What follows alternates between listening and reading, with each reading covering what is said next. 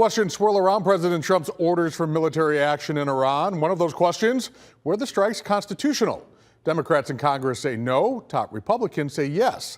WIFR News reporter Sydney Stoffregan talks with experts who say the answer lies somewhere in the middle. President Trump's airstrikes on Iran raise questions. While some deem the action necessary, others believe it calls for impeachment.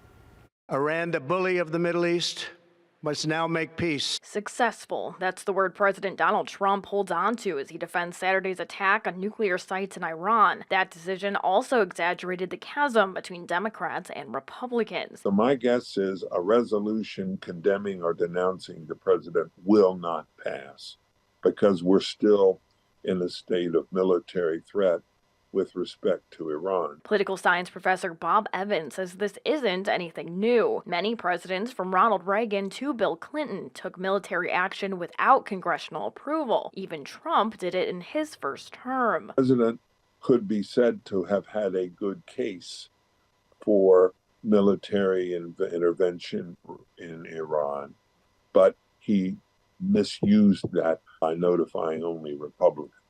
Associate professor of political science Ches Thurber adds that Presidents Bush and Obama cited legislation passed in the aftermath of 9/11 terrorist attacks to take similar strikes without consulting Congress. I think there are a lot of examples that the Trump administration could point to say that this action is in line with the rights to use military force that American presidents have exercised pretty frequently over the past several decades. With Monday's strike in Iran, Thurber says the proverbial ball is now in President Trump's court. This is likely not the end of the story. Limits on presidential power to use military force were established throughout the Constitution, the War Powers Resolution, and the United Nations Charter. Congress alone has the power to declare war, but that hasn't been done since World War II.